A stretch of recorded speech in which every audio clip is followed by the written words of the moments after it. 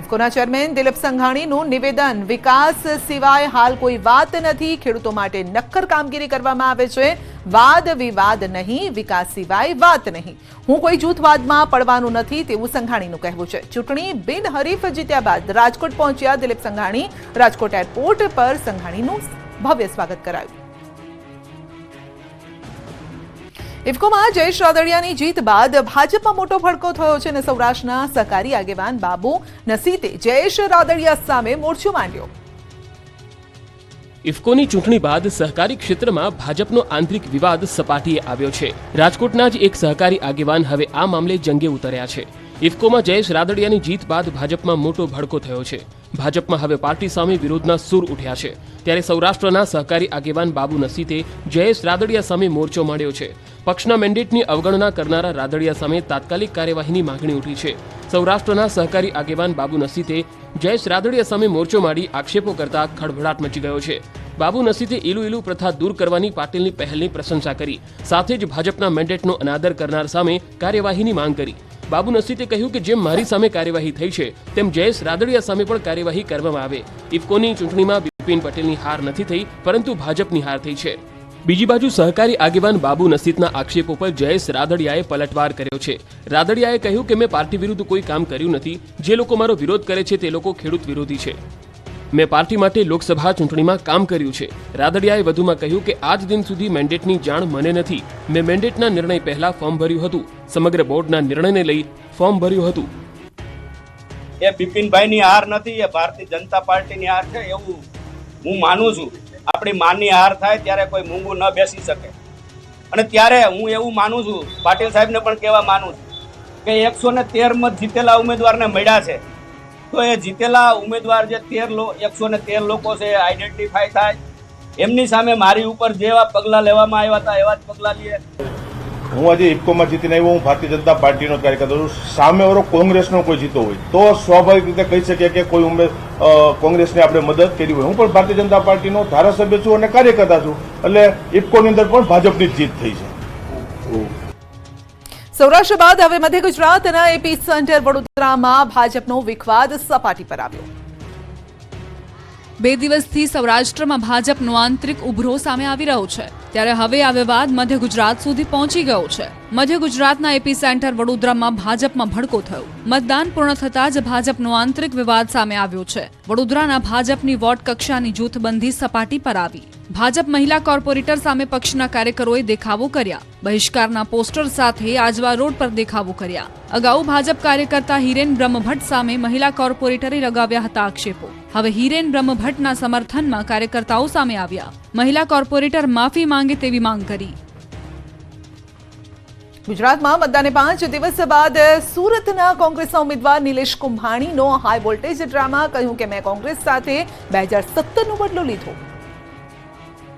ગુજરાતમાં મતદાન પૂર્ણ થયા બાદ અચાનક જ સુરત કોંગ્રેસના ઉમેદવાર નિલેશ કુંભાણી પ્રગટ થયા। મીડિયા સમક્ષ આવી હાઈ વોલ્ટેજ ડ્રામા કર્યો। સુરત લોકસભા ચૂંટણીમાં હાઈ વોલ્ટેજ ડ્રામા સર્જનાર કોંગ્રેસના ઉમેદવાર નિલેશ કુંભાણી છેલ્લા 22 દિવસથી ગુમ હતા, ત્યારે મીડિયા સમક્ષ હાજર થયા અને તેમણે કોંગ્રેસ પર આક્ષેપ કરતા કહ્યું કે મેં નહીં, કોંગ્રેસે મારી સાથે ગદ્દારી કરી છે। જો કે વધુમાં તેમણે કહ્યું કે મારે ભાજપ સાથે કંઈ લેવા દેવા નથી। નિલેશ કુંભાણીએ કોંગ્રેસ પર સણસણતા આક્ષેપ કરતા કહ્યું કે કોઈ માયનો લાલ પેદા નથી થયો જે મને મારી શકે। કોંગ્રેસના સુરતના 5 નેતાઓના કારણે મેં આ કર્યું છે।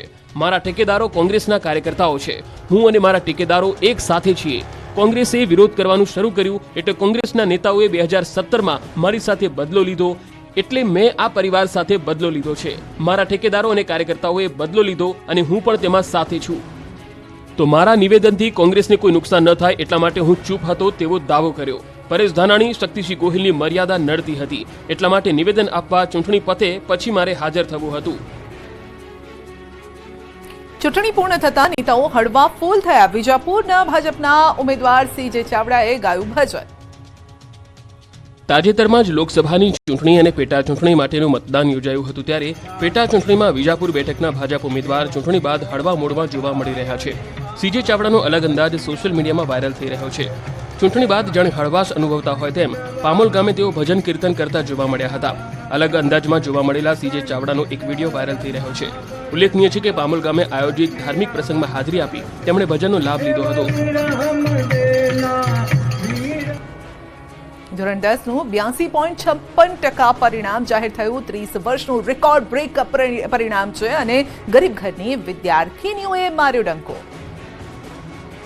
ગુજરાત માધ્યમિક અને ઉચ્ચતર માધ્યમિક શિક્ષણ બોર્ડ દ્વારા ગત માર્ચ માસમાં યોજાયેલી ધોરણ 10ની પરીક્ષાનું પરિણામ જાહેર કરવામાં આવ્યું. આ વર્ષે 82.56% રિઝલ્ટ આવ્યું છે, જ્યારે ગત વર્ષ 2023 કરતાં 17.94% પરિણામ વધ્યું છે. આ વર્ષે 30 વર્ષનું રેકોર્ડ બ્રેક રિઝલ્ટ આવ્યું. આ વર્ષે છોકરાઓ કરતાં છોકરીઓએ બાજી મારી છે.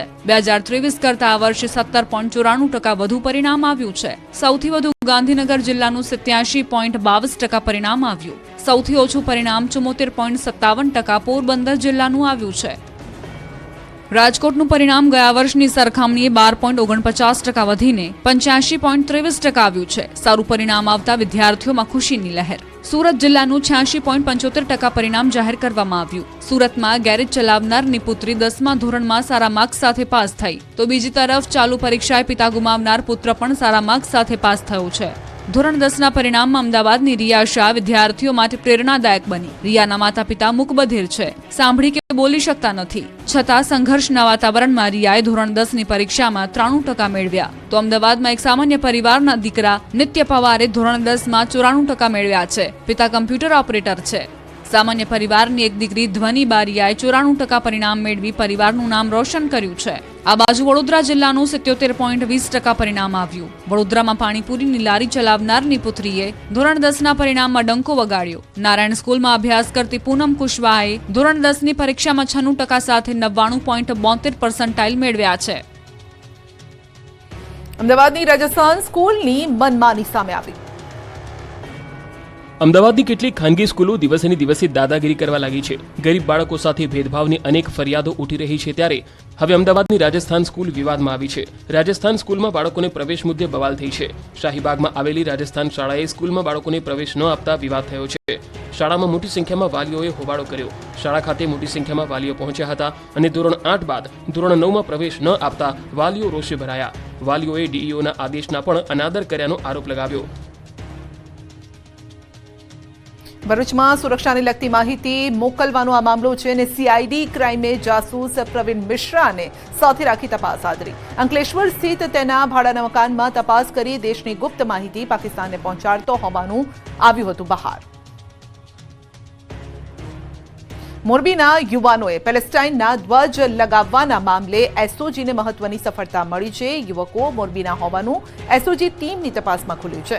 એક સગીર અને 2 યુવકોની પોલીસે પૂછપરછ પણ શરૂ કરી. અન્ય એક સગીરની પણ પૂછપરછ હાથ ધરાઈ. 24 એપ્રિલે હાજીપીર જતા સમયે વિડીયો બનાવીને વાયરલ કર્યો હતો. પેલેસ્ટાઇનના સમર્થનમાં વિડીયો બનાવીને કર્યો હતો વાયરલ. કચ્છના નખત્રાણા નજીક પેટ્રોલ પંપ નજીક દેખાયા હતા યુવકો. પેલેસ્ટાઇનના ધ્વજ સાથે બાઇક પર વિડીયો બનાવ્યો હતો. અમદાવાદમાં ચાલુ મેચમાં ધોનીએ પગે લાગીને ભેટનાર યુવક ભાવનગરનો. અમદાવાદના નરેન્દ્ર મોદી ક્રિકેટ સ્ટેડિયમમાં ચાલી રહેલી આઈપીએલ મેચમાં શુક્રવારે ગુજરાત ટાઇટન્સ અને ચેન્નઈ સુપર કિંગ્સ વચ્ચેની મેચ દરમિયાન સુરક્ષામાં મોટી ચૂક જોવા મળી. ક્રિકેટર મહેન્દ્રસિંહ ધોનીનો ફેન ચાલુ ક્રિકેટ મેચ દરમિયાન બાઉન્ડ્રીને ઓળંગીને સ્ટેડિયમમાં ધોનીને મળવા પહોંચ્યો હતો. આ કરતૂત બદલ તાત્કાલિક સ્ટેડિયમમાં હાજર પોલીસ જવાનોએ તેને પકડી લઈ તેની વિરુદ્ધ કાયદેસરની કાર્યવાહી હાથ ધરી હતી. પકડાયેલા આરોપી જય જાની મૂળ ભાવનગરનો રહેવાસી છે. પોલીસ પૂછપરછમાં તેણે કહ્યું કે મારી ધોનીને મળવાની ઈચ્છા હતી, એટલે જાડી કૂદીને હું જતો રહ્યો. મારો કોઈ બીજો ઈરાદો ન હતો. ત્યારે હાલ તો તેની ધરપકડ કરી વધુ તપાસ હાથ ધરાઈ છે. આ પ્રકારની ઘટનામાં કોઈ ગંભીર ઘટના ન બને તેની જવાબદારી કોની, એવા પ્રશ્નો ઊભા થયા છે. સુરતમાં વ્યાજખોરોએ ફરી માથું ઉંચક્યું. પોલીસે કરી લાલાંક.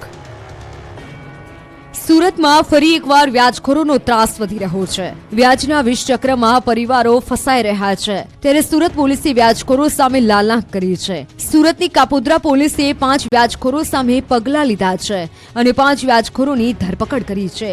વ્યાજખોરો પાસેથી ડાયરી, મોબાઈલ અને રોકડા મળી આવ્યા છે.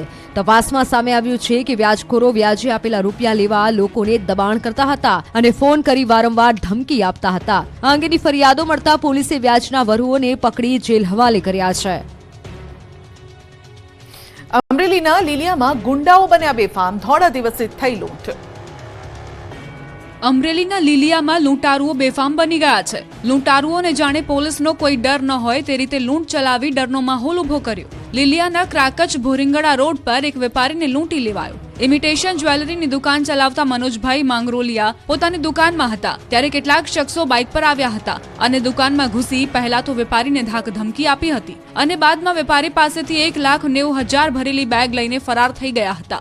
સમગ્ર ઘટના સીસીટીવીમાં કેદ થઈ છે. ધોળા દિવસે લૂંટના કારણે આ વિસ્તારમાં દહેશત ફેલાઈ હતી અને વેપારીએ લીલિયા પોલીસમાં